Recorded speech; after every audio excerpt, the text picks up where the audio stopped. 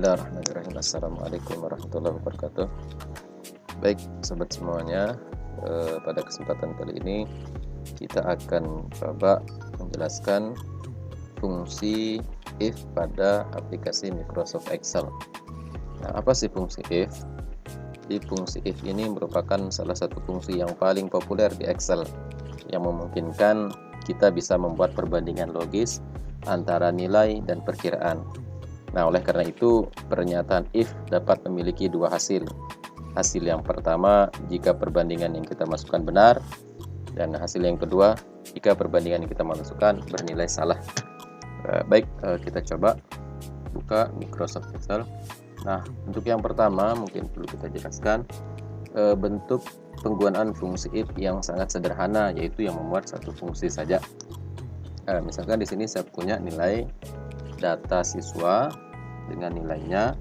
Nah, sekarang kita akan memasukkan bagaimana jika passing grade atau syarat ketuntasan dari mata pelajaran tersebut adalah 75. Nah, dengan menggunakan fungsi if, maka ingat untuk di fungsi Excel selalu diawali dengan tanda sama dengan. Kita ketikkan fungsi if buka kurung. Nah, di sini akan muncul logical test yang akan kita masukkan. Jadi di sini kita mau jika nilai terendahnya adalah 75. Artinya jika siswa memperoleh nilai minimal 75, maka dia dinyatakan tuntas. Namun di bawah itu dia dinyatakan tidak tuntas. Baik, jadi kita masukkan fungsi logikanya. Jika nilai 80 ini, nilai 80 berada di sel E6. Maka bisa kita langsung klik nilainya. Nah, langsung muncul E6.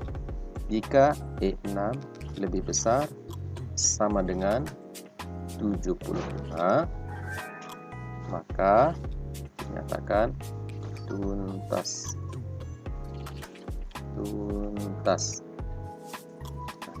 Jadi nilai yang pertama ini menyatakan bahwa jika perbandingan yang kita masukkan itu bernilai benar, maka akan muncul kata tuntas. Namun jika fungsi logika yang kita masukkan salah, maka kita masukkan nilai tidak tuntas. Nah, diakhiri dengan tanda tutup kurung.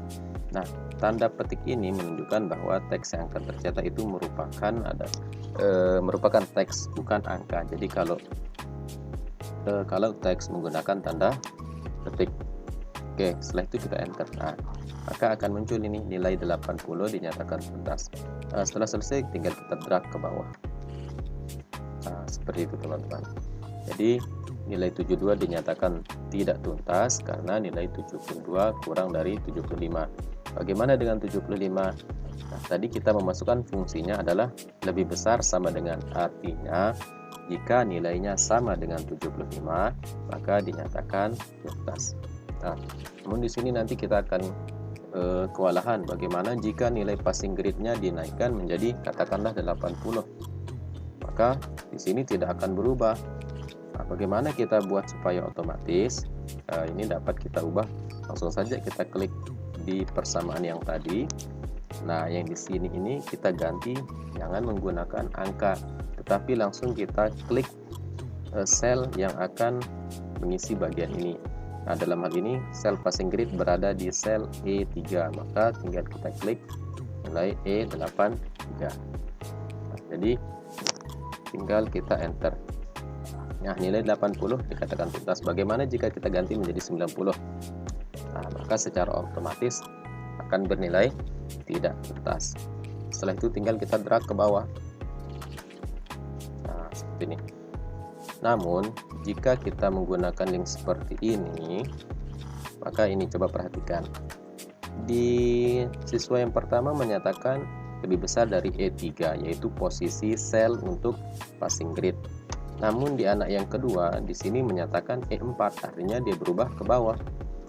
Di berikutnya berubah lagi menjadi E5. Nah, tentu ini hasilnya akan salah kalau kita teruskan ke bawah. Nah, bagaimana caranya untuk mengunci bahwa yang ditunjuk itu untuk passing grade adalah selalu sel E3? Maka caranya ini kita hapus dulu karena dia salah. Oke, ini dapat ditulis di depan huruf P ini kita ketik tanda dolar, di antara ini juga diketik tanda dolar. Nah, di enter. Maka jika kita drag ke bawah, perhatikan. Nah, ini akan terkunci. Perhatikan E3. Di sini juga E3. E3 selalu akan terkunci ke arah sel passing grade. Atau dapat juga dengan menggunakan, misalkan ini saya kembalikan tadi, ini adalah E3. Nah, setelah selesai klik E3, untuk di keyboard tinggal tekan F4. Nah, akan muncul tanda dolar seperti itu, tinggal ditarik ke bawah. Nah, di sini banyak sekali yang tidak tuntas karena passing grade yang kita masukkan sangat tinggi. Misalkan sekarang kita turunkan menjadi 72. Nah, akan berubah secara otomatis. Nah, baik, seperti itu kawan-kawan untuk dasarnya. Nah, sekarang kita akan coba belajar bagaimana menggunakan fungsi if yang bertingkat. Nah, dengan data yang sama, sekarang kita ingin jika nilai A itu, jika nilainya 85 sampai 100, maka siswa tersebut akan memperoleh predikat A. Jika nilai siswa 70 sampai 84, maka predikatnya B. Nah, di kolom predikat ini kita masukkan fungsi logikanya sama dengan if buka kurung. Nah, yang kita mau buatkan logikanya adalah nilai, yaitu nilai yang berada di sel E6. Maka tinggal diklik nilai sel E6 lebih besar sama dengan, nah, kita ingin nilai yang lebih besar, nilai A itu mulai lebih besar daripada 85. Maka kita inputkan di sini sama seperti dasarnya tadi. Jika E6 lebih besar dari 85, maka akan bernilai A.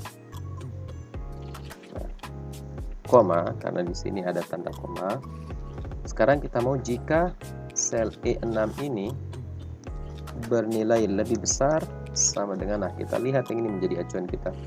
Jika E6 lebih besar daripada 70, maka akan bernilai D. Fungsi if lagi, jika E6 tadi, E6 lebih besar sama dengan, untuk C ini titik terbawahnya yaitu 55, berarti lebih besar sama dengan 55, maka bernilai C. Tanda kutip C. Nah, artinya sekarang di luar nilai A, B, C, mulai dari 0 sampai 54, dia akan bernilai D.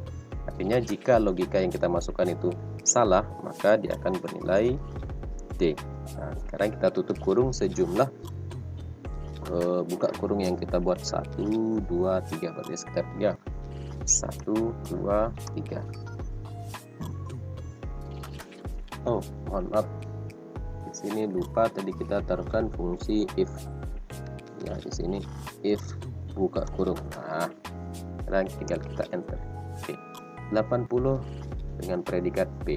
Predikat B dimulai dari 70 sampai 84. Setelah itu tinggal kita drag ke bawah seperti itu. Coba kita perhatikan nilai C. Nilai 56 memperoleh predikat C. Ya, C dimulai dari 55 sampai 69. Nah, sekarang untuk lebih memantapkan lagi pemahaman kita coba bagaimana kalau B ini sekarang jika nilai predikatnya B, dia akan bertuliskan baik. Jika A bertuliskan sangat baik. Oke, fungsi logikanya berarti jika if buka kurung predikat B, kita klik sama dengan, nah, perhatikan di sini kalau kita isi dengan angka, misalkan seperti tadi 78, kita tidak perlu menuliskan tanda petik. Tapi karena B ini merupakan huruf atau teks, bukan angka, tapi harus kita gunakan tanda kutip. Jika di kolom predikat ini bertuliskan A, kurang lebih seperti itu kalau kita terjemahkan, maka akan bertuliskan sangat baik. Nah, yang di dalam tanda petik ini adalah berupa teks. Kita lanjutkan lagi. if jika sel B6 bertuliskan B, maka nilai baik. If lagi jika sel F6 bertuliskan C, maka cukup. Jika tidak, maka kurang. Nah, setelah itu kita tutup dengan kurung sejumlah yang kita buka. Oke, jadi B bernilai baik. Jadi kalau kita terjemahkan seperti ini kurang lebih, jika sel F6 sama dengan A, maka sangat baik. Ini jika fungsi logikanya benar, maka bertuliskan sangat baik. Jika F6 bernilai B, maka baik. Jika F6 bertuliskan C, maka cukup. Dan jika fungsinya salah, akan bertuliskan kurang. Setelah itu tinggal kita write. A sangat baik, D kurang, D baik. Nah, seperti itu kurang lebih, teman-teman. Jika ada yang perlu ditanyakan, mungkin silahkan diketik di kolom komentar. Sekian dulu untuk pelajaran dasar mengenai penggunaan fungsi if. Selanjutnya kita akan belajar fungsi logika seperti and dan or. Sekian, assalamualaikum warahmatullahi wabarakatuh.